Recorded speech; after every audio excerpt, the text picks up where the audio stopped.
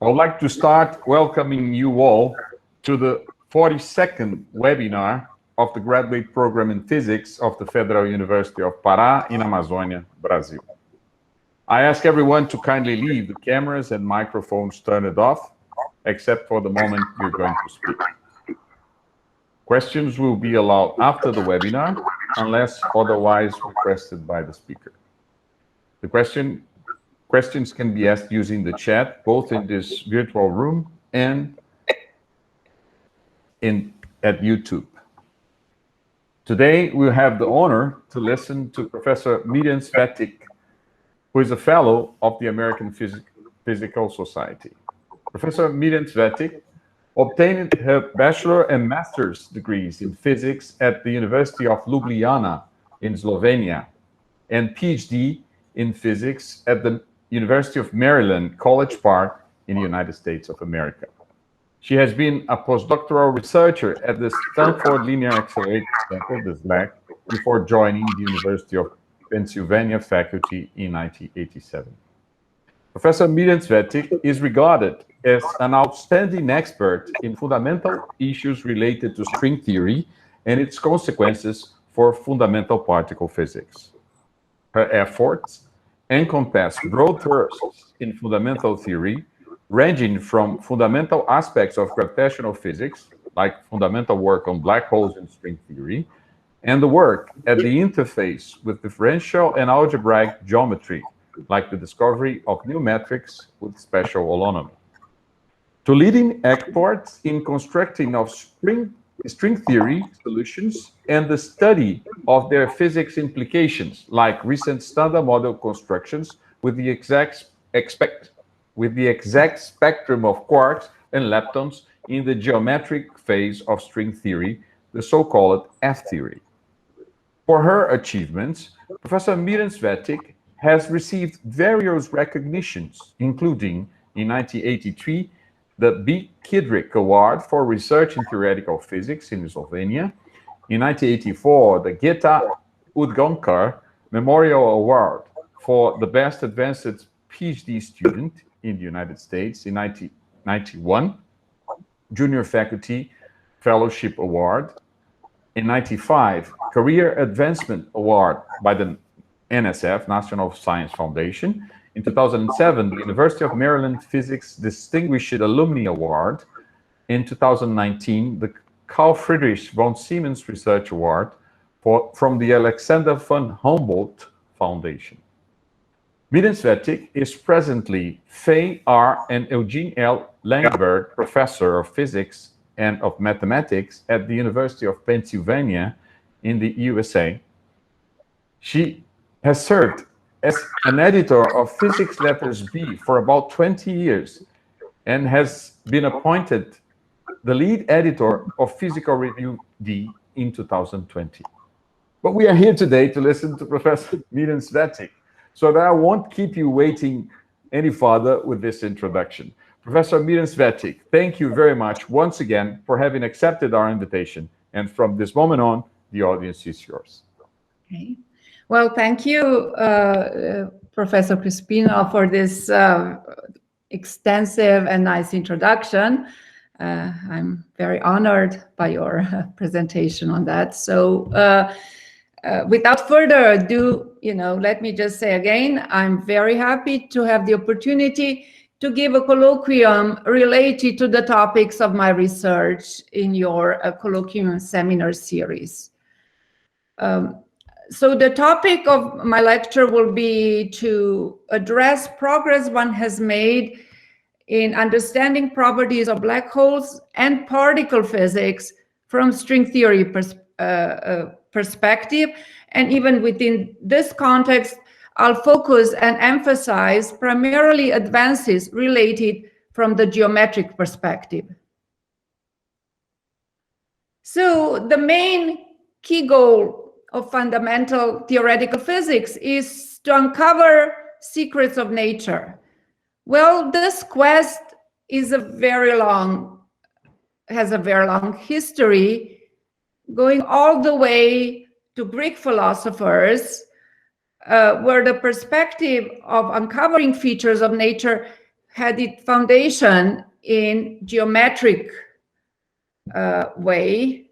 In particular, they believe that the nature is described in terms of 5 platonic solids, which are have geometric notion of different polyhedra.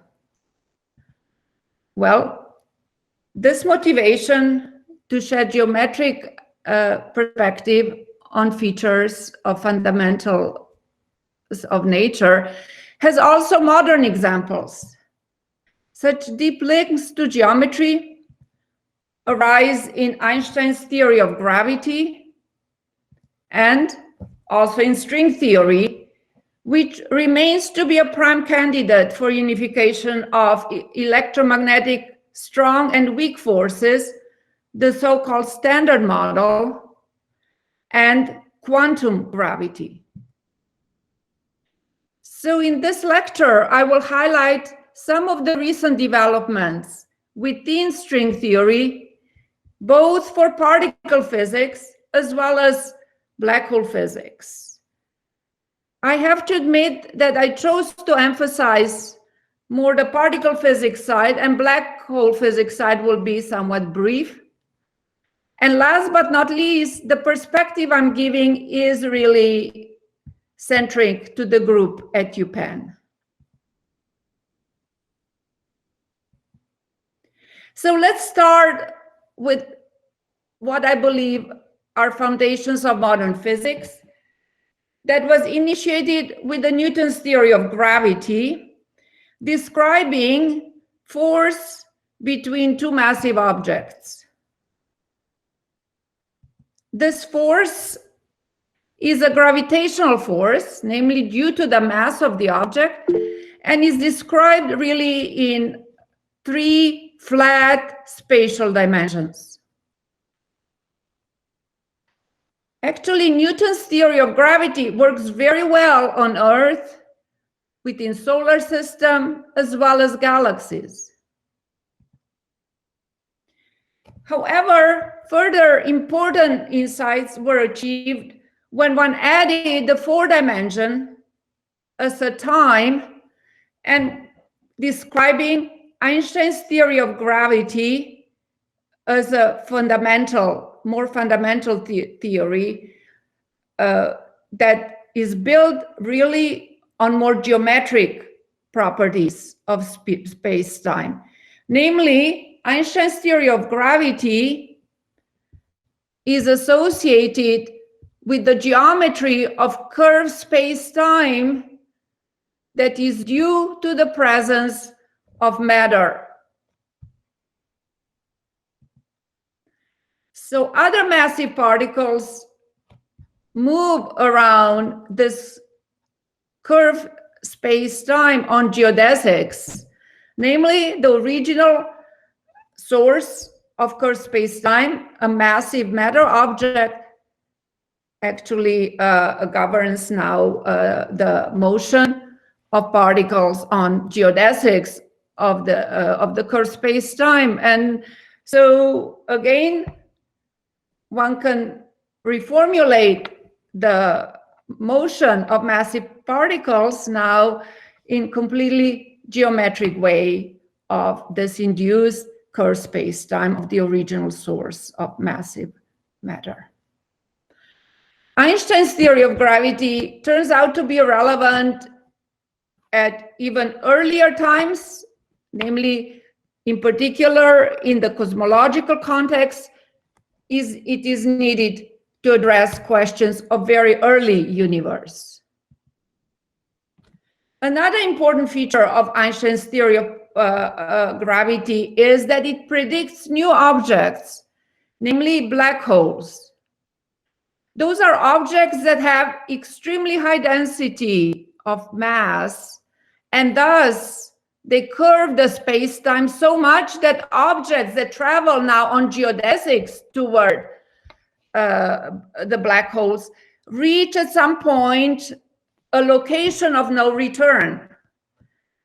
This location is referred to as a horizon. And actually, the beautiful thing is that the evidence of black holes has been beautifully demonstrated with the experiment of the Event Horizon Telescope, signifying now the presence of black holes in the universe. And schematically, here I'm trying to denote the location of no return, namely the horizon, and eventually a particle, once the massive object or the particle passes this point of no return in the presence of a black hole, eventually could in principle reach a space-time singularity associated with this high mass density of the black hole. Already in the 70s, it was realized that black holes behave very much as thermodynamic objects. Namely, one can associate the thermodynamic entropy of such black holes in terms of the area of the horizon. Furthermore, the temperature, thermodynamic temperature of black holes can be further associated with the surface gravity at the location of the horizon. So this was actually per se a very surprising feature of the black holes. And furthermore, again, we see that some of these thermodynamic features are deeply related to the geometry. In this case, the geometry of the area of the horizon of the black hole. Well, while this is thermodynamic entropy, a natural question that one would like to ask oneself is, what is the statistical origin of this entropy? Namely, what are the microscopic states that correspond to the statistical system describing this black hole and determining its actual statistical entropy?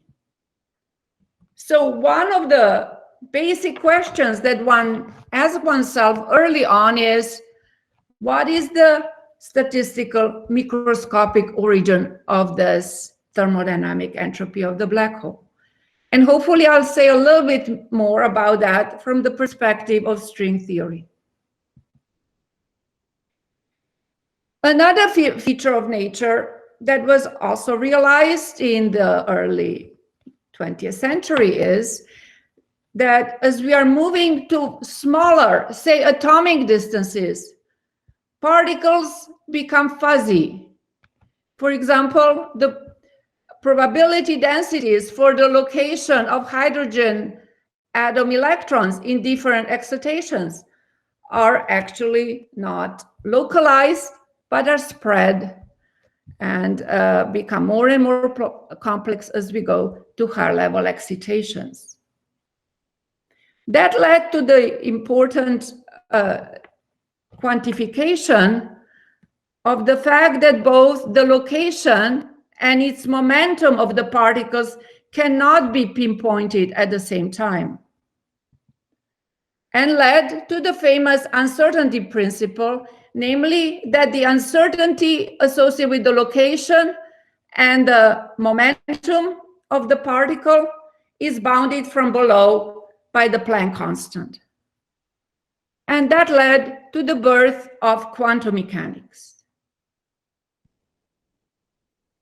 Principles of quantum mechanics were, of course, first tested at the level of atoms, but then they turn out to be valid, of course, also at much smaller distances, at the distances that probe nuclei, and also subatomic scales that probe more fundamental particles, say such as quarks and gluons that build,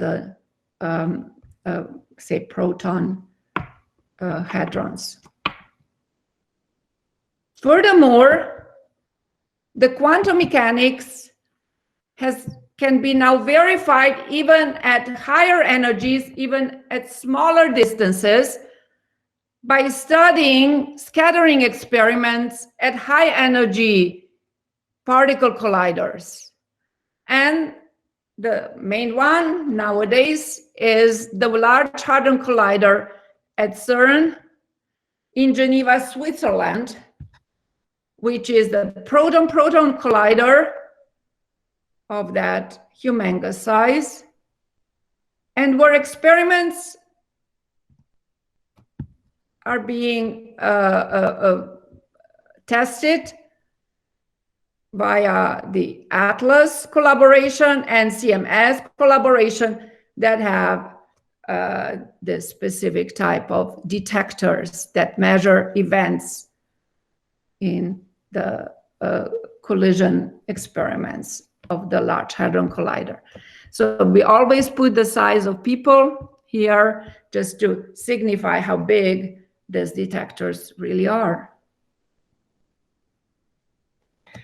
So as we go to the collision experiments, very high energies, the quantum theory can be described via quantum interactions of matter particles,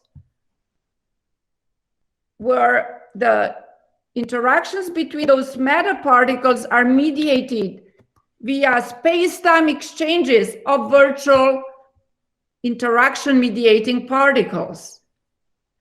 So these quantum processes can be further quantified by so-called Feynman diagrams, which led now to further development of quantum field theory, to the quantum mechanics, to the quantum field theory of interactions of fundamental particles.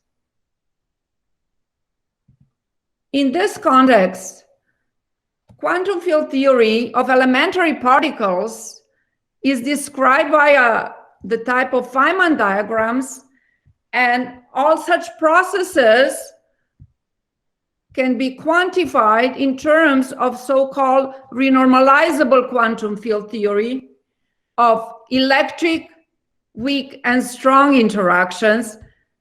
And this quantum field theory is referred to as standard model of elementary particles. So again, standard model is a quantum field theory of electric, weak, and strong interactions. And it's based on so-called non-abelian gauge symmetry, described by the product of Lie groups, namely SU3 for color, SU2 left cross U1 hypercharge for unification of electric and weak forces. So as I pointed out, the forces among matter particles are mediated via gauge bosons, photon for electromagnetic force, W bosons for weak force, and gluons for strong force. So they mediate these forces between matter particles, and matter particle is built out of quarks, which of course are charged under this non-abelian gauge symmetry. For example, they are triplets under SU3 color, doublets under SU2 electroweak. Those would be quarks. And leptons, namely the electrons and its neutral partner neutrinos. Further feature of the standard model is that matter actually comes in 3 copies, namely 3 families. The last building block in the standard model is the so-called Higgs particle, which is responsible for the symmetry breaking of this electroweak SU2 left cross U1 symmetry, and at the same time spontaneously gives the mass to matter particles, quarks, and leptons. So these building blocks of the quantum field theory of the standard model has been extensively tested and confirmed in particular at the Large Hadron Collider at CERN. And it has culminated finally in the discovery of the Higgs particle almost 9 years ago. So this is a success story. The consistent renormalizable quantum field theory of elementary particles that describes both strong and electroweak interactions. Of course, we are ambitious and we want to put gravity on the same footing as a quantum field theory. In this case of quantum gravity, the particles that mediate the force are so-called gravitons, which happen to have higher spin than, say, gluons and photons. Due to the nature of their interaction and their spin, they mediate the interactions among particles that carry mass. However, at the quantum level, one encounters now new type of infinities that cannot be renormalized and lead to inconsistencies in the quantum description of gravity theory via interactions of spin 2 particles, gravitons. These inconsistencies of quantum theory of gravity based on point-like particles, gravitons, has led us to search for description of quantum field theory of gravities beyond this initial proposal. Namely, the search for consistent quantum theory of gravity, I would say, is a holy grail of theoretical physics. And here I want to highlight how string theory embeds gravity as a consistent quantum field theory into its context. So let's turn now to string theory. So most of the aspects that I have described is the aspects of point-like particles and their quantum interactions. As we go to smaller and smaller distances in the string theory, we encounter now extended objects that produce as their quantum excitations point-like particles. So at very small distances, say 10 to the minus 32 centimeters, the fundamental objects would be quantum strings whose quantum excitations would now produce different elementary particles at different energy mass levels. So at the light level, that would be, say, our matter particles, quarks or leptons. But what is very important for string theory is that as we look at the quantum excitations of strings, graviton, spin 2 fundamental objects always appears as a massless quantum excitations of strings. Namely, at the quantum level, string theory always includes quantum gravity, namely massless spin 2 particle. And one can see the appearance of this massless spin 2 states as an excitation in the target space with indices mu and nu associated with so-called left-moving and right-moving sectors of the worldsheet properties of the strings. So, string theory contains quantum gravity. Now, how are we dealing with infinities that are there just in point-like quantum gravity? So let's turn now to the interactions of strings. So strings, as I said, are extended objects. They sweep out world sheets, and they interact among each other via splitting or rejoining of the strings. The strength of the splitting is parameterized by what we call string coupling. Now, because those are extended objects, it turns out that interactions don't happen at point-like location in space-time, but these quantum interactions are softer because they take place at the extended location in the space-time. It turns out that they are so soft that one can show that they do not produce infinities at the quantum level. Well, this observation that is now close to definitely, 38 years old, actually opened now the door to study consistent quantum theory of strings that includes quantum gravity, and thus, within string theory of bending, we view it as a finite theory that includes quantum gravity.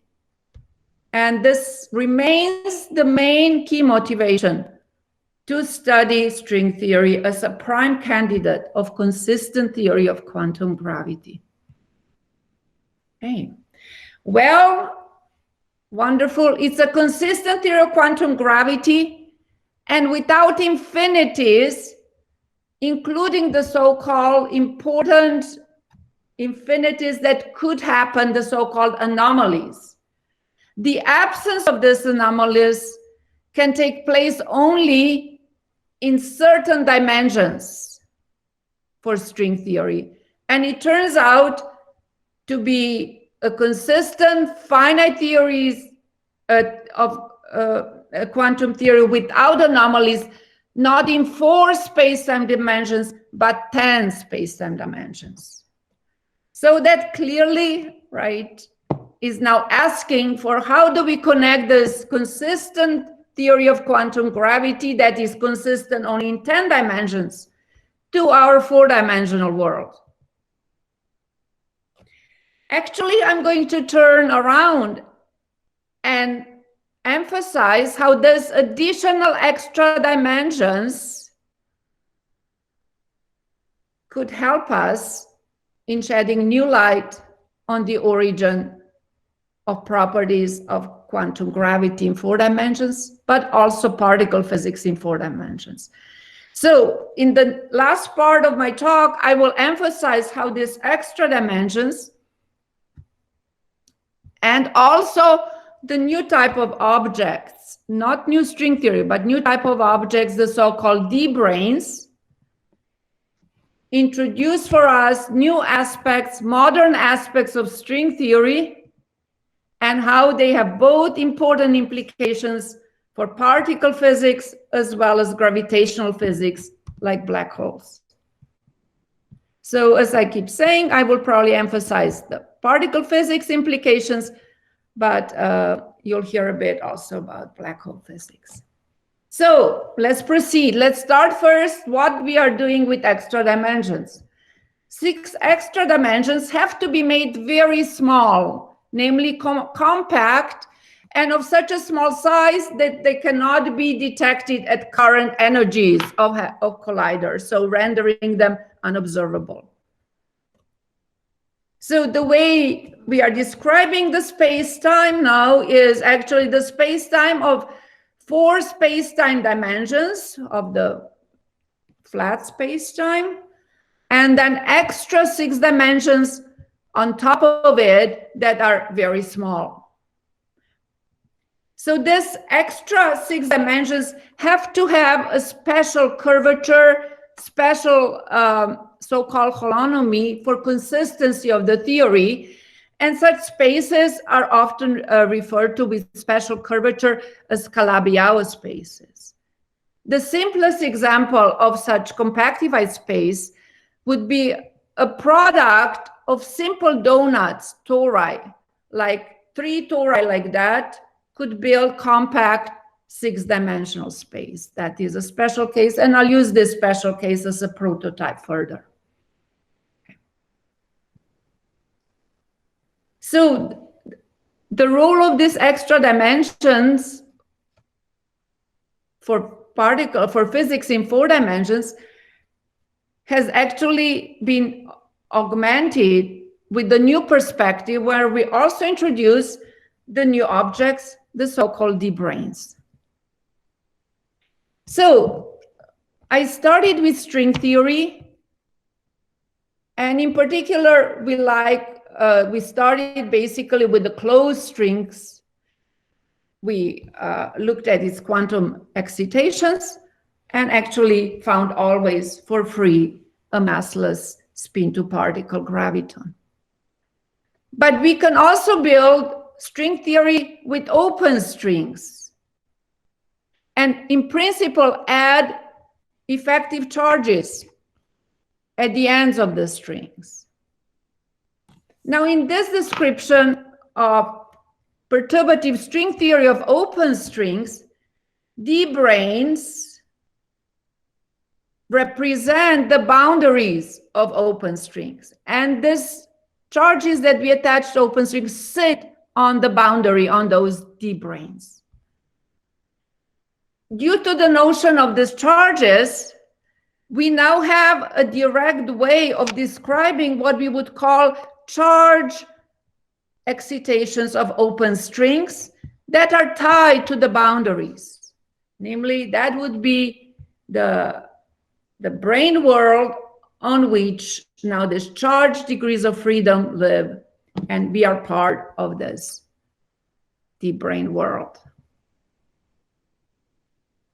So, in particular, those d-branes have very important implications for particle physics, as they would describe for us charge excitations such as quarks, leptons, gauge bosons. Okay. Now let's add together the compact space and d-branes. So in the first part, I talked about extra 6 dimensions compactified, and now I'm putting boundaries of open strings in this whole background of 4-dimensional flat space-time and the 6-dimensional compactified space. So these boundaries of open string are boundaries, say, in our 3+1 dimensional world. But if we have more than 3+1 boundaries of d-branes, namely d-branes bigger than d3 branes, extra boundaries of open strings will have to wrap different cycles in the internal space. Okay?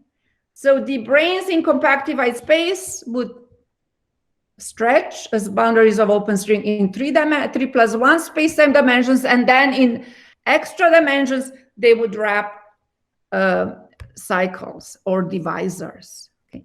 So when we quantize open strings that start and add on this d-brane in internal space, we could get massless excitations that in 4 dimensions have spin 1 and describe massless gauge bosons. Now we have more type of d-branes. Different d-branes would wrap different cycles. So the second set of d-branes would wrap another set of cycles in internal space, and the cycles can intersect. So when we quantize open string that starts on the boundary of d-branes that wrap one cycle and on the boundary of the d-branes that wrap another cycle, we also had beautifully massless matter excitations.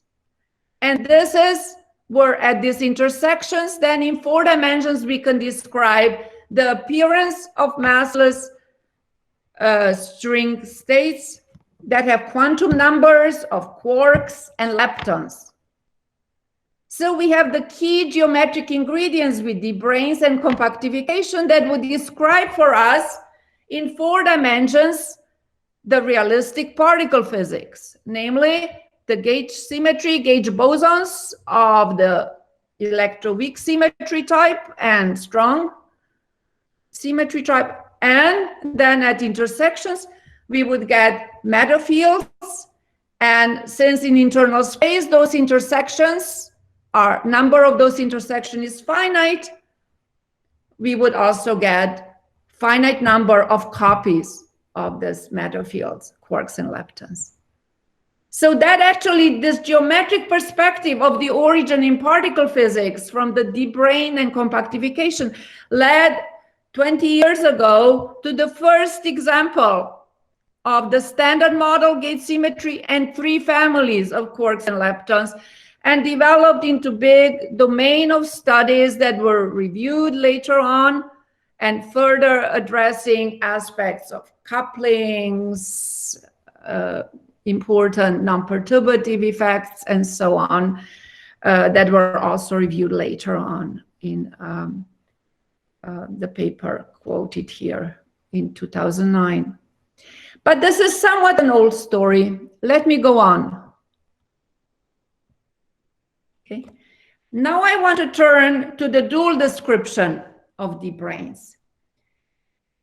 First, I describe them as boundaries of open strings, quantize perturbative string theory, and get this beautiful picture for particle physics that describe now the standard model. Well, in the dual description of de Bruijns, those are viewed as massive sources of extended space-time domain, extended word volume. And as massive sources, they curve space-time again. In this dual interpretation, one can describe these objects as gravitational objects, namely what we call back-reacted objects, described now not in the perturbation in string coupling, but at the finite size, finitely large string coupling. Well, in this dual picture, we are encountering now the dual curved space-time phenomena. And this turns out to have, again, important implications, both for particle physics, when we want to describe particle physics at finite strength of string coupling, but also, very importantly, for black holes, objects that in 4 dimensions curve space and time. So at this point, I want to make a brief digression, because that's related also to some things that are dear to me, and describe prototype black hole in this description in string theory via de Bruijns, okay, that would in one picture lead to the thermodynamic curved object classical black hole solution, and in the dual picture, the quantum picture of microstates. So let's start with this dual picture of de Bruijns as gravitational objects in string theory. And so systematic, sort of schematically, what I'm doing is here I'm actually turning 3+1 flat dimensional space, and above it I have compactified space, but I added only 1 torus. Imagine like 3 tori like this for 6 dimensions. But for simplicity, I'm writing just a single compactified torus as compactified space. So when we add in this compactified space, gravitational objects as de Bruijns, in internal space, we see them also wrapping now cycles, and the cycles can intersect. Okay. In 4 dimensions, what we would see with this particular example is a point-like object, gravitational object, associated with the charged black hole, where those charges are sourced by different branes. So say this brane would source 1 charge of the black holes. This set of branes would source another charge of the black hole in 4 dimensions. Okay. And it is those types of black holes that I've been studying a long, long time ago, and found examples that corresponded to a black hole with 4 charges, whose area of the horizon is related to the product of those 4 charges, namely each of them in this bigger, higher dimensional picture source by different deep brain. So this finite area black holes, multiple charge black holes, okay, ended up having finite area of the horizon and thus thermodynamic entropy that has this value. Well, with the advent of deep brains as boundaries of open strings,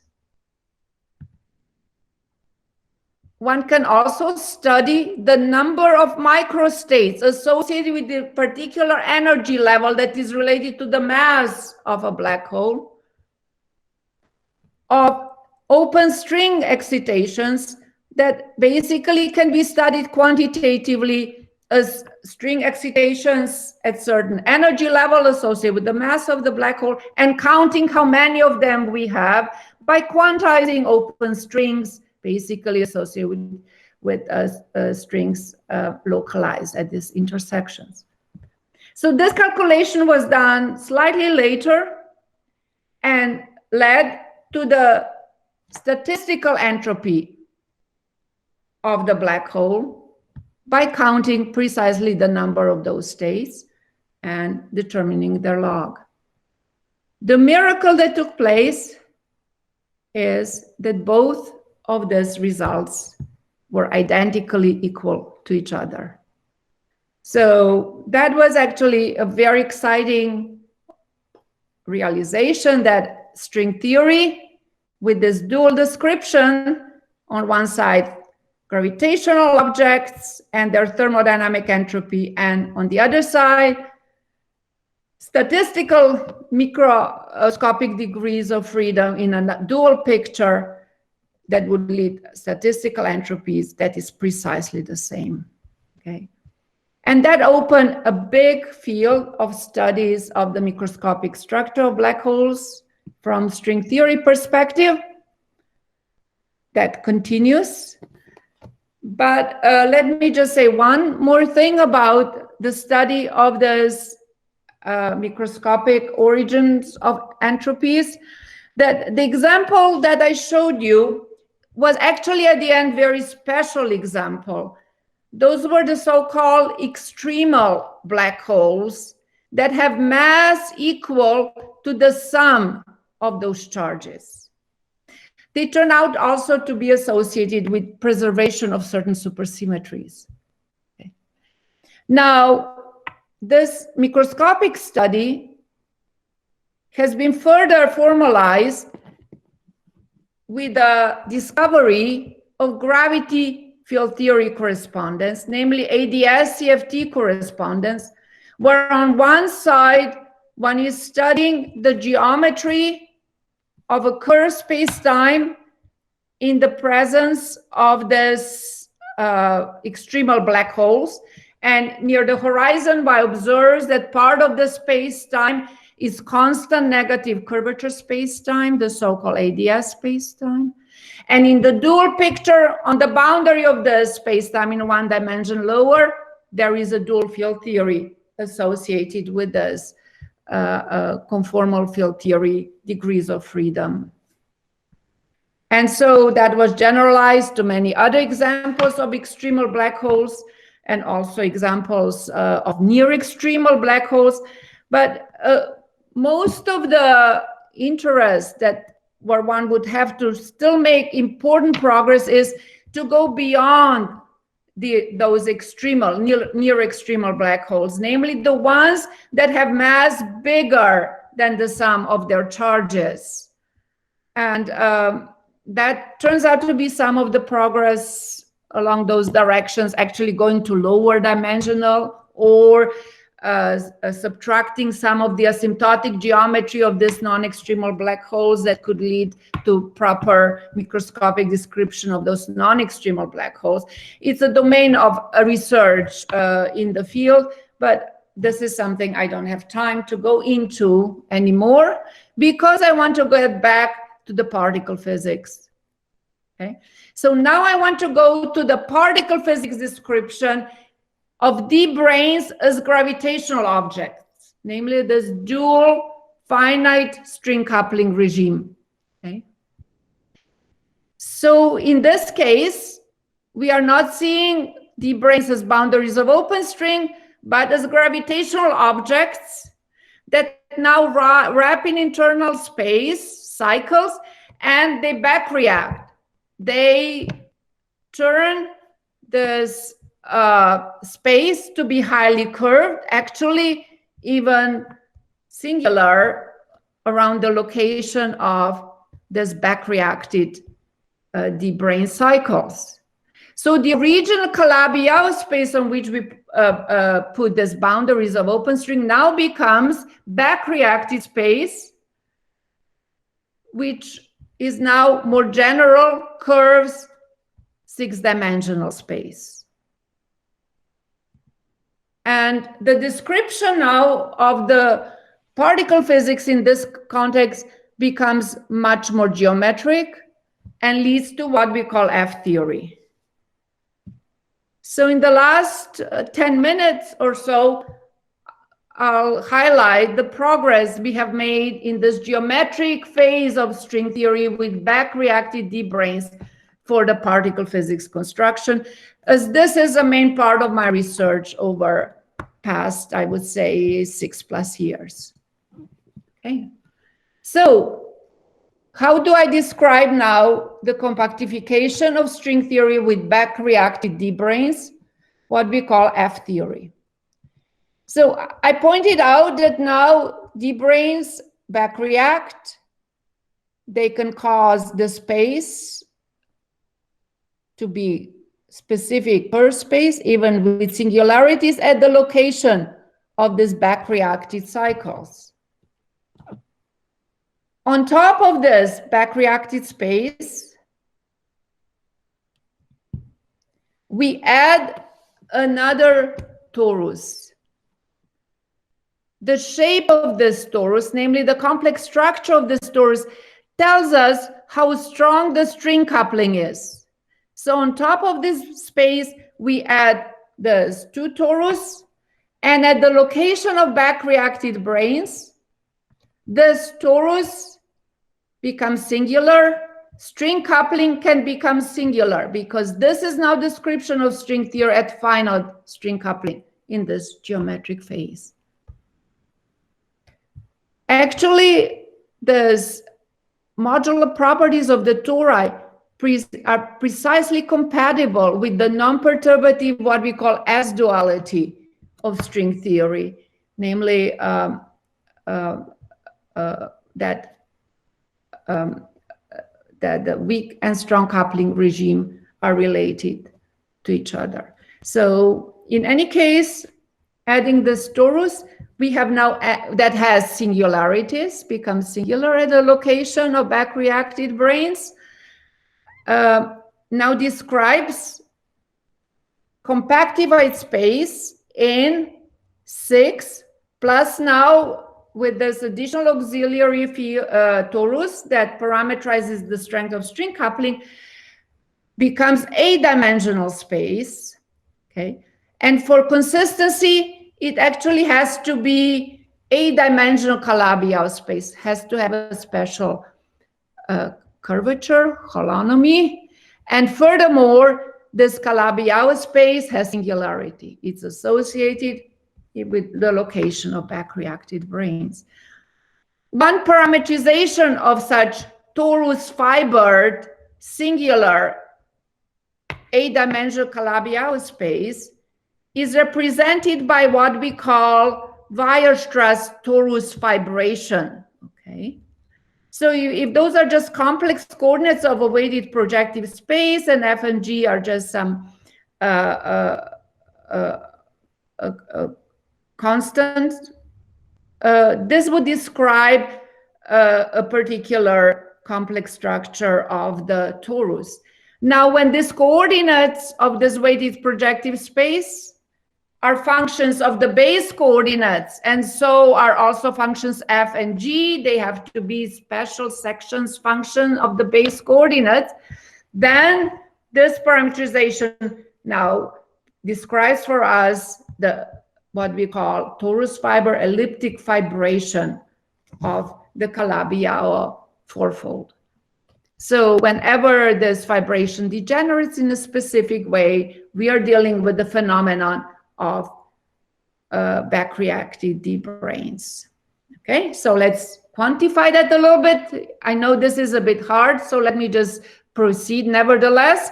So as the torus degenerates in this vibration along the divisor, string coupling goes to infinity, and that signifies the appearance of deep brains. Those type of singularities appear to be of certain type. We resolve them, and they are in one-to-one correspondence with the Dynkin diagrams of the non-abelian gauge symmetry. So the type of resolved singularity here will tell us what kind of gauge bosons, what kind of non-abelian gauge symmetry we are getting. The abelian gauge symmetries like U1s are a little bit different. We wrote a review on that, and let me not spend time on that. Nevertheless, we can also geometrically describe U1 gauge symmetries now. Now, when those divisors intersect, we are dealing now with the generation of fibers, which is now in complex dimension 2. And that signifies now geometrically the appearance of matter. To really get chiral matter, we have to add additional four-form field strength borrowed from M theory.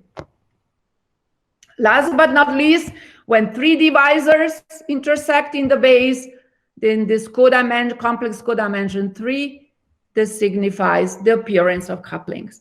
So we have very geometric way of describing in this F theory phase the appearance of gauge symmetries, non-abelian gauge symmetry, appearance of matter, and appearance of Yukawa couplings. So we managed to build a standard model in F theory from this geometric information. We chose a particular torus vibration in particular representation. We wrote this torus not in Weierstrass form, but we wrote it as what we call hypersurface constraint in particular weighted projective space. That was P2 with 4 blowups. So this constraint now specifies for us the torus that we then consistently fiber over the base. And based on the singularities that we get in codimension 1, we obtain both the appearance of SU3 at particular location of this coefficient, SU2, as well as abelian gauge symmetry, and some further refined global structure that is also geometry. At codimension 2, we check what representations we get, and we get precisely representations that describe quarks and leptons of the standard model. So the particular base that we choose was just simple, 3 complex dimensional projective space P3. We constructed also this flux that gave us precisely consistent compactification of 3 copies of quarks and leptons. Well, that was the first consistent 3-family standard model construction just from the geometry. Okay. So that seemed to be very simple, though, you know, technically involved at the end, right? But we just chose a particular base, worked perfectly, got examples of 3 families. So is that a tip of the iceberg of consistent constructions of standard models? And, you know, at that time I said, yes, I think so. Because from the experience with intersecting brains in this other picture, that was much harder. And here, from geometry, we just got this example very directly. And yes, so my hunch was correct. And just about 2 years ago, we actually constructed the whole landscape of 3-family standard models. So what we took the same torus vibration I briefly described earlier that produces for you generically standard model, gauge symmetry with further global structure. But now we didn't choose just one P3 for the base, but we chose the whole set of weighted projective spaces that are associated in toric geometry with so-called the whole set of three-dimensional reflexive polytopes, and use the power of algebraic geometry. We introduced in geometric conditions to get the consistent G4 flux for three families of quarks and leptons, and managed to get a huge landscape of three family standard models that are bounded by about order of quadrillion examples. So this is actually a huge domain in F theory of consistent three family standard models. Furthermore, I should say also we have gauge coupling unification, which is another beautiful phenomenon. And this number is by at least 5 orders of magnitude bigger than standard model constructions in any other corners of string theory. For example, heterotic string or intersecting deep brain models. So that's really it's quite intriguing to now deal with such huge landscape of standard models in this geometric phase of string theory. Now, there are further very important and actually difficult things that one would have to study in this context. Namely, I talked about three families of quarks and leptons. I also have to describe one Higgs pair, which is actually non-chiral matter description. We have to study the Yukawa couplings. We have to study cosmological implications. All of those things are much harder.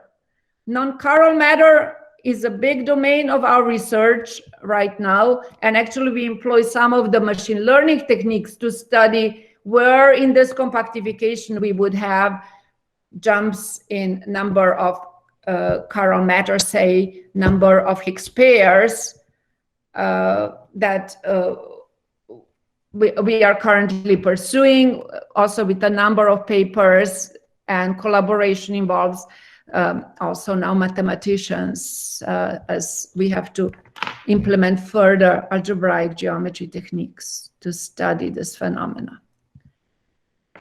So let me conclude and make a few concluding remarks. So what I try to do in this lecture is to put in perspective the developments in string theory, and namely highlighting the modern developments that gave us some important new insights, both in particle physics and quantum gravity, and really use the role that deep brains play for particle physics and their dual nature that is so relevant now also for F theory, but also for black hole microscopic interpretations. So the whole second part was really highlighting the advanced geometric techniques in string theory that we can use to describe string theory in this back-reacted phase of deep brains at finite coupling, and for particle physics that is called F theory.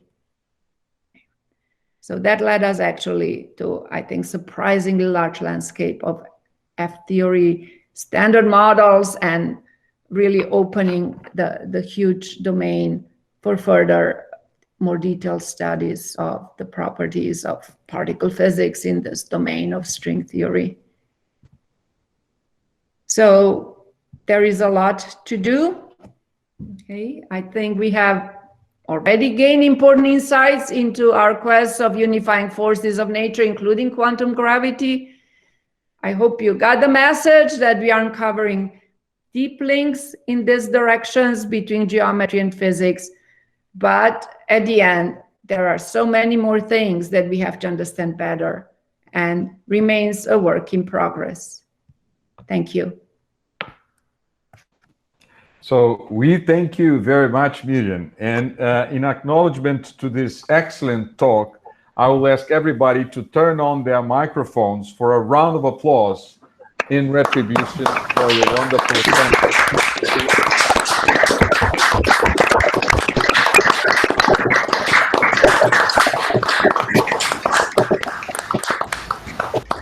This is very good, because in the end, you have the sensation that you're talking to an empty room, especially when you are projecting. But then this applause it makes you enter in the mood that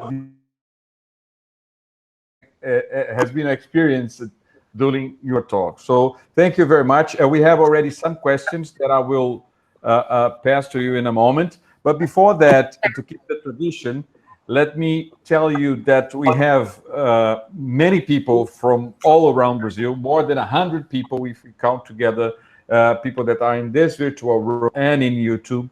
And we have people from north to south, east to west of Brazil, right? So from all the 5 different regions in Brazil, the states of Amazonas, Amapá, Pará, obviously Roraima, in the north region. In the northeast, we have Maranhão, Paraíba, Piauí, Rio Grande do Norte. We have Goiás in center-west. We have all the states in the southeast and the south region represented: Espírito Santo, Minas Gerais, Rio de Janeiro, São Paulo, Paraná, Rio Grande do Sul, and Santa Catarina. So obviously, this webinar is promoted by our graduate program in Pará University. So we have students, postdocs, teachers, professors from our university, like Angela Clautal, André Leum, Caio Macedo, Carolina Benoni, Jorge Cacineiras, Manuel Eleutério, from different cities of the Pará state that is huge, bigger than many countries, as you know. Cities like Ananindeua, Bragança, Salinópolis, to say some of them. And we have many students, postdocs, teachers, and professors from different universities, institutes, centers for research, all around Brazil. And I ask your permission to nominate some of them, because just to register, right? So Abrão Capistrano from Paraná, Adilson José da Silva from University of São Paulo, Albert Petrov from Paraíba, Álvaro Nogueira from Cefet, Rio de Janeiro, Clistênis Constantinides, Espírito Santo, Christian Paterniani from FATEC, Dionísio Bazeia from Paraíba, Edson Moreira Júnior from Itajubá, em Minas Gerais, Emanuele Horazzi from Rio Grande do Norte, Felipe Faria, Felipe Rosa, Giovanni Daniele, Henrique Bosque, Humberto Belis, José Carlos Araújo from INPE, Leila Graef, Lucas Celeri from Goiás, Marcelo Siqueira from Amapá, Nelson Braga from Rio de Janeiro, Nelson Studa from São Carlos, Rodolfo Valentim from Diadema, Rodrigo Sobreiro from Rio de Janeiro, as well as Satish Kumar VH. So I have also to register that it's not only people from Brazil that are attending your talk. So we have also people from attending from abroad. Some of them Brazilians, some not. As is the case of Antonio Pereira, that is attending from Nijmegen in the Netherlands, Jorge Rocha, that I believe is attending from Portugal, and Natalia Moller, that is attending from Bratislava in Slovakia. Okay, so having said that, let me move to the questions then. So the first question comes from exactly from outside Brazil, from a Brazilian, Antonio Pereira. Antonio, would you like to turn on your microphone and make the question yourself, please? Yeah. Can you hear me? Yes. Okay. So thank you very much, Luis, for organizing that, and thank you very much, Professor Mirjam, for your beautiful talk. I have 2 questions. One is a more general question, and the other one is regarding your second part of the talk. The more general question is the history that you told us about how string theory emerged. Seems to me that when physicists realized that we had the perturbative non-renormalizability of GR, we wanted to insist on the perturbative approach, and then we kind of kept including possible divergence killing elements like supersymmetry, and in the case of strings, the extended objects, and so on. So from a quantum gravity perspective, I would like to ask, this is your opinion, of course, so what is your opinion about those attempts that do not rely on perturbation theory? So like asymptotic safety or causal dynamical triangulations? Yeah, that's first of all, that is not the domain of my expertise, right? But you see, the non-perturbative approaches actually cannot be handled as quantum field theory easily, right? And one thing, if you see, to address non-perturbative approaches that we learn actually from string theory is to use some of the duality pictures, right? So unless, you know, you have new unique predictions that could be tested with some of the other approaches, right? I cannot, you know, make a definite claim either way. I would encourage anyone to pursue other possibilities, right? So I think there are, you know, tremendous, beautiful things that are happening from the perspective of string theory, you know. Even if you say we started with perturbative, right, quantization, and so that, but then dualities emerged, dual pictures emerged, right, and these beautiful things that came as a second step as well. There is a lot of things that will, I believe, in my view, always remain, right, as part of insights of theoretical physics, but also part of insights relevant for nature. So that's my perspective on that, yeah. But it's a very good point, yeah. I come from, yeah, the world of what we can do. If Professor Crispino allows, I have a second question. Okay. Yes, please. Yeah. Please go ahead.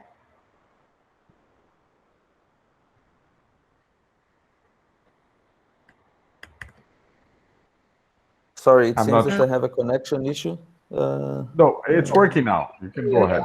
We can hear you. So, sorry, maybe, I mean, if I missed something, but No.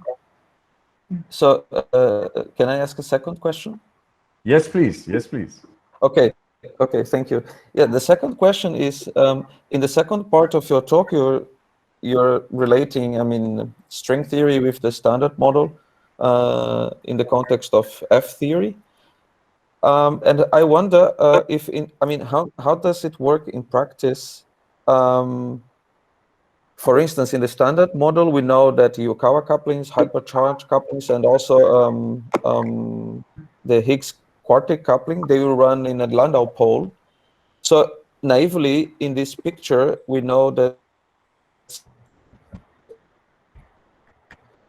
Oh, I'm sorry. Yeah, you broken. Yeah.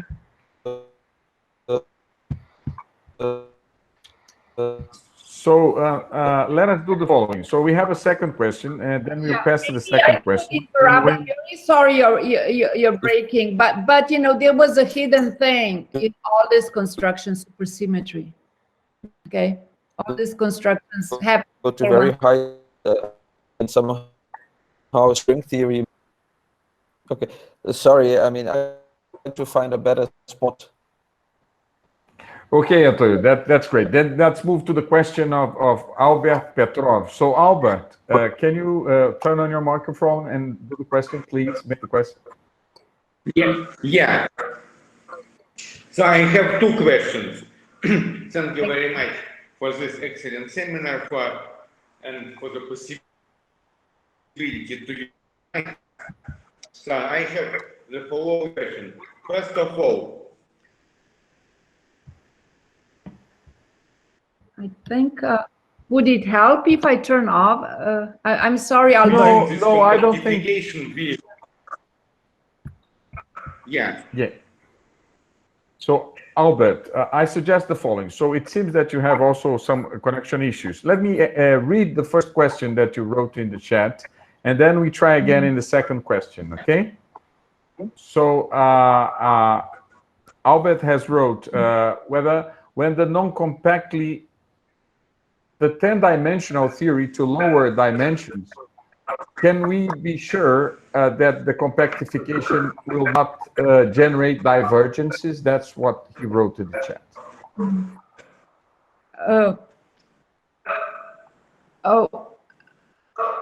At least again, perturbatively, we are sure that will be at least the compactifications that we're dealing with our compactification with special holonomy.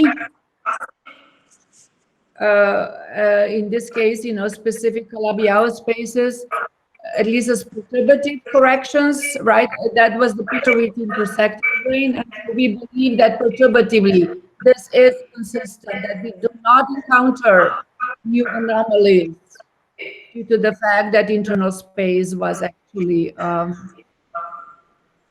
compact. That is one key point. There are also different techniques, there's conformal field theory and of quantizing strings and getting exact spectrum to all orders, at least in the string tension expansions and so on, right? So to the level of perturbative expansion, we are fine. But it's a very good question. Okay, thank you, Albert, for your first question. So do you want to try to make your second question, Albert? Yeah, the second question is the following. The string has finite size, so whether we can expect that string theory can be treated as some justification for studying of non-local field theories. Right, and we are actually have calculational techniques to do that, right? Because as we go to higher and higher order terms, right, in calculation of effective theory, right, we can uniquely determine, say, for complete compactification, all the higher and higher order terms, right? Order by order, we go to higher dimensional potential, terms, higher derivative terms. All that is calculable in concrete string compactification, right? And effectively, we are producing, right, the non-local term as we go to higher derivatives, higher dimensional terms, which of course become relevant as we approach the scale associated with the size of the strings, right? There is a consistent picture between effective theory calculation, right, and the relevance of this non-local terms, basically probing, right, finite size of strings and finite size of compactification. Two phenomena. Okay, so hopefully I have at least given you some answer. But both of them are very good questions. Yeah. Okay, thank you very much, Albert, for your questions. Thank you, Professor Mirjam, for your answers. And now let's move to the next question that, if I'm not mistaken, comes from Satish Kumar, VH from here. Satish, do you want to turn on your microphone? Yes, thank you, Luis. Thank you, Mirjam, for the beautiful talk. Thank you. It's quite amazing to know that with F theory we have only, I'm saying only, 10 to the 16 vacua, right? So it's a great progress from 2 decades ago where we had 10 to the 500 vacua, right? So it's a big breakthrough in string phenome. My question is, I think you previously participated in another research program before this F theory, where you were surveying the string theory landscape looking for the standard model, just like you're doing now with the F theory, right? So, right. What happened to that previous program before F theory with the, I think, heterotic E8 by E8, right? So, what is the update on that? That's my first question. Yeah, very interesting. I'm sorry, I'm getting some feedback. Do you hear me? Yes, it's because when the person asks, just after that has to turn off the microphone. Otherwise, we have this feedback, this echo. Right. But Satish already turned. Please go ahead. Yeah. So actually, I'm old enough to be part of all those earlier programs, including some of the heterotic string landscape analysis, right? And also intersecting brane, right? This perturbative regime, right, of deep brane analysis. Now on the heterotic side, it's actually, there are sets of constructions, right? In particular by Lucas et al. Group, Anderson et al., where the claim is they have about 5 orders or 10 to the 5 or so, 5 to 10 orders fewer models. It is not clear to me how much it has to deal with additional U1s and maybe some further additional matter that is beyond the standard model.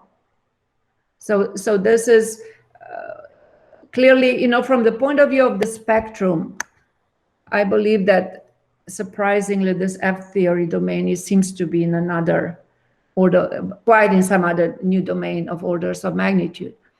Now let me go also to the other construction with perturbative intersecting deep brains, where I participated, of course, with the first example.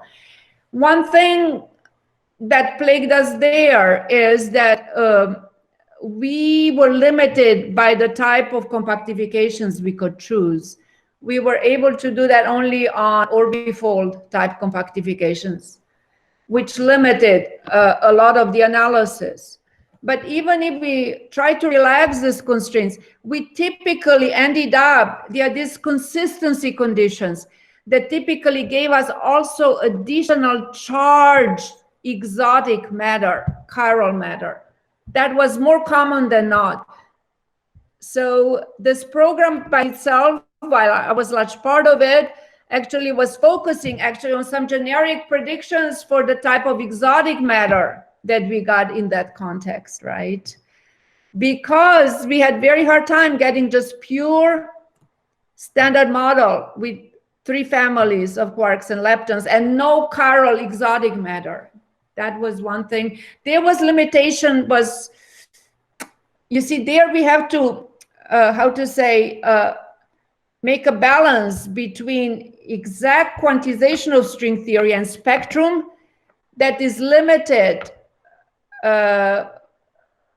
primarily to orbifold compactifications. And then on the other hand, that means we didn't have big space of compactifications when we could calculate the spectrum, and so we ended up typically with chiral exotics. Here in this geometric phase, we can use power of geometry and cover a lot of other consistent spaces, and that's why power of geometry here, at least at the level of the chiral spectrum of the standard model, brought us much farther. So this is sort of my perspective in comparison to other corners of string theory and particle physics there. I hope I answered. Yes, you did. I asked this question because one of your postdoc was my professor from whom I learned string theory, Jerry Cleaver. So he works on this kind of things. So anyway, so my last question is, those 10 to the 16 vacua that you showed in the F theory, they do have the 3 family standard model, but they may not have gravity in them, right? Oh, they do have gravity. That's very important. Yes, we have gravity because those are real compact spaces. We really satisfy all the conditions due to the compactness of the space. They're very subtle global consistency conditions. We do have gravity, for sure. Okay. That's consoling to know. Thank you.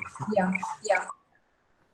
But just a comment, since, the free fermionic heterotic constructions, as you know, there are issues with, lots of this program had to do with issues of additional gate symmetries, chiral exotics, additional matter spectrum in the spectrum.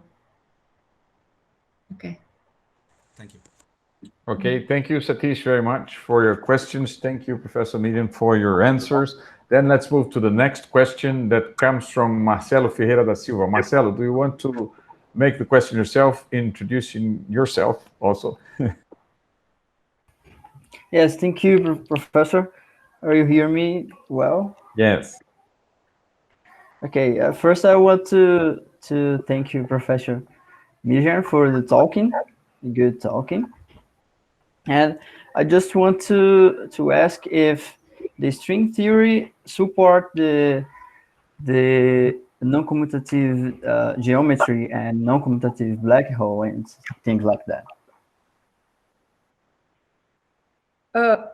Yeah, again, that's not the core of my investigations, but actually open strings in string theory and their quantization does support non-commutative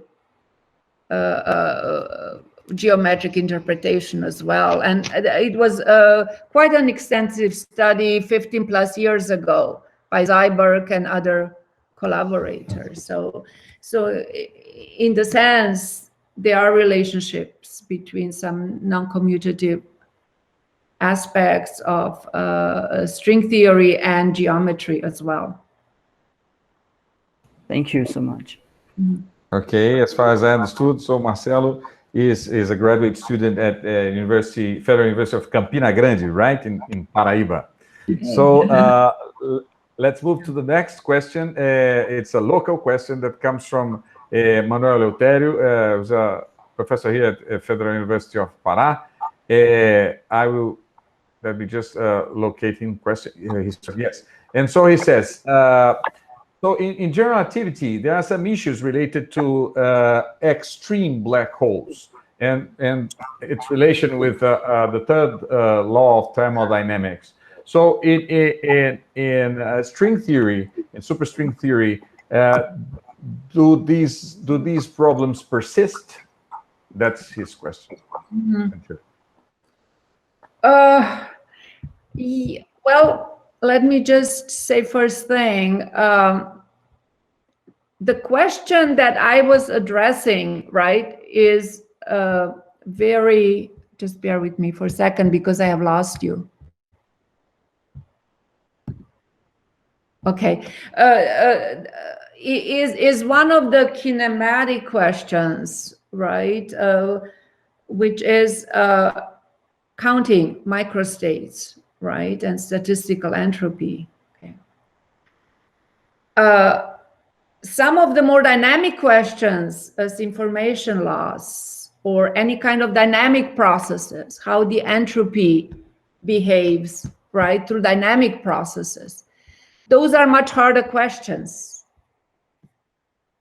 that actually, you know, one is exploring, and there is an exciting domain of possible, you know, understanding in gravity, quantum gravity theory aspects of black hole evaporations, and may not necessarily need string theory for that. Okay, so there are exciting developments there for that. I am not addressing any of those things, really not in my talk, in part because some of the work I'm doing, you know, it's not out yet, but some of it is really more from the perspective of holographic approaches to quantum gravity that could be used for further dynamical aspects and seeing how the actual black hole evaporation takes place and how this entropy really, you know, behaves beyond the page time and so on. So those are some exciting things that are happening in the field as such. Okay, but at this point, I don't want to say more. So I hope at least some. Thank you, Manuel Eleutério. As I said, he's a faculty member of Federal University of Pará, and thank you, Professor Mirjam, for your answer. So the next question comes from Jorge Rocha. So Jorge, do you want to make it yourself, please? Yeah, hi, Luis, can you hear me? Yes. Perfect. Hi, Mirjam. Thanks for the beautiful talk first. I'm not sure if I can actually ask this question because you just answered that you cannot answer. So there was a causality violation here, apparently. But perhaps I can just ask you this. So it has to do with microstate counting for evaporation black holes. So you gave a clear picture of the microstate counting for supersymmetric, well, extremal stationary black holes, okay? And we can think of those as excitations connecting different D branes, and we count all those excitations. Great. How can we think about, so what is the picture to have in mind when the black hole is evaporating? Is there some geometric picture one can have in mind as well? Yes, this is actually a lot of more recent work in those directions that is taking place even as we speak, right? And it has to do with the appearance of so-called islands, right, behind the horizon that could contribute in the dynamic processes of black hole evaporation and dynamic assessment of entropies, right, in this context. So I believe there is some very intriguing new progress that has taken place there. But yeah, as I said, I have decided not to talk about this dynamic process of how the entropy really evolves, right, in a dynamic process and what happens beyond page time and so on. But I think those are quite exciting aspects that the formal theories are contributing nowadays, and using some of the technology from holography that we have, but some of them just from addressing proper dynamic contributions to those processes, even in what I would say semi-classical approaches to quantum gravity. Okay, just words, but there's a lot of work on that, and that would be separate talk by somebody else. Okay. Okay, thanks a lot. So thank you, Jorge, for your nice question. Thank you, Professor Mirjam, for your answer. And then let's move to the next question. Before that, let me just say that Professor Dionísio Bazeia, thanks very much for your excellent talk, and so does Felipe Rosa from Federal University of Rio de Janeiro. The next question comes from a master student, and I wrote, joking with him in the chat, that I will allow him to ask because his supervisor, Nelson Braga, is in the room. Obviously, I'm joking because, all graduate students have behaved very well during this series of webinars, and I'm grateful for that. So, Igor, please go ahead. Oh, hello. Thank you for the nice question, and I am very sorry for my accent. Me too. Is inspired by F-theory constructions, such that the gauge group is defined by the Mordell-Weil group of the fibered compactification. Should you not be able to obtain constraints for the global structure of the gauge group, say for H-dimensional N equals 1 theories, adding an entry to the Swampland conjectures, say string universality? Yeah, that's a very important question. And actually, I wrote a paper on that, right? Actually limiting in the context of F-theory, but actually more general quantum gravity perspective, the global structure. By what I mean is what kind of discrete symmetries can appear in eight-dimensional theories. I think the question you asked me about is more the appearance of Mordell-Weil group, Yes. which is deeply related to U1 gauge symmetry. Exactly. Right, and F-theory in 8 dimension would be associated with K3 compactification. Yes. Right, and actually classification of the full Mordell-Weil group there may allow us to understand at least some aspects of allowed gauge symmetries there. There's more to the story in 8 dimensions. You could have other origins of U1 gauge symmetries as well because of bigger dimensions. Okay, but clearly those are important questions that we are thinking about and trying to constrain. Could you send the link for your paper? Yes. Otherwise, let us do the following. Why don't you send it to me later then, Mirjam, and then I can forward to him. I'll leave my email in the chat so that he can communicate with me and I can pass this to you. Okay, so that we can. Thank you very much. Okay. Just a very simple and generic one. The universal covering of the modular space for higher genera, Riemann surface, develops singularities within the Teichmüller space. So is there a general rigorous proof of the finiteness of string perturbation theory itself as of today? Well, yeah, if you want to be very, very picky, right, you would say that it has not been completely pinpointed, right? I said it in broad strokes, it's finite, right? And there are some technical aspects, right, that one would say for rigorously minded person are not completely, right, pinpointed, but for practical purposes, right? All right. Yeah, well, yeah. Thank you very much for your very nice answers. Thank you. Thank you, Igor, for your questions, and thank you very much, Mirjam, for your answers. So we are coming close to the end because we are already with 1 hour and a half, so I think it's a good time for us to come to a concluding part. So, but before, today is a very special day, by the way, in Brazil, because, well, I mean, we celebrate the 19th of May, just because of the 1905, you know, linked to the Einstein Annus Mirabilis. So we celebrate as the physicists' day. So I mean, there are many things happening all around Brazil, and in this virtual era, right? So as I said, it's a very special day, and it's a very special occasion for us to have you here. So maybe a last question. So it comes from Antonio Duarte. He could not recover his connection, but he has wrote down. So I will read. Luis? Okay, so I moved to my bedroom. Let's see if it works. Well, I mean, let's try. Okay, so I can make the question short.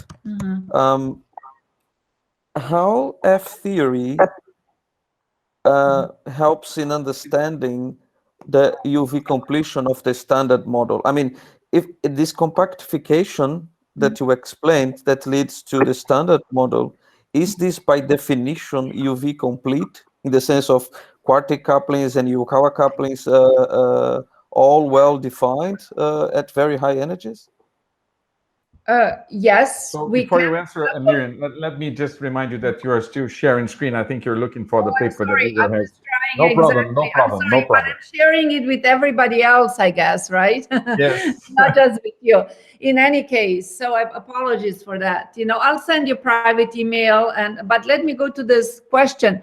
This is in principle calculable, okay? Because it can be done in the geometric or what we call classical phase, right? The thing is, beyond the spectrum, which is discrete data, the continuous data like couplings are hard to calculate quantitatively. We calculated, for example, Yukawa couplings quantitatively, okay, for a simpler model than these constructions.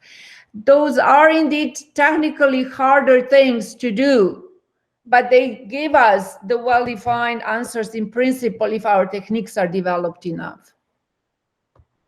I see, because I mean, I would expect that in principle at very high energies, the stringy degrees of freedom would take place, and therefore would render a UV complete theory. But I mean, it would be nice to see this happening dynamically, of course. Yeah, and frankly, you know, you're asking also what Albert was asking, you know, non-local aspects, higher derivative aspects, higher dimension operators, right? Calculation of all those things. The whole thing starts collapsing, right, at really high energies. And frankly, you know, I was talking to first leading things, basically, right? Yeah, of course, yeah. Mm-hmm. And those are very hard questions beyond that. Okay. But yeah, okay. Okay, thank you very much. Yeah.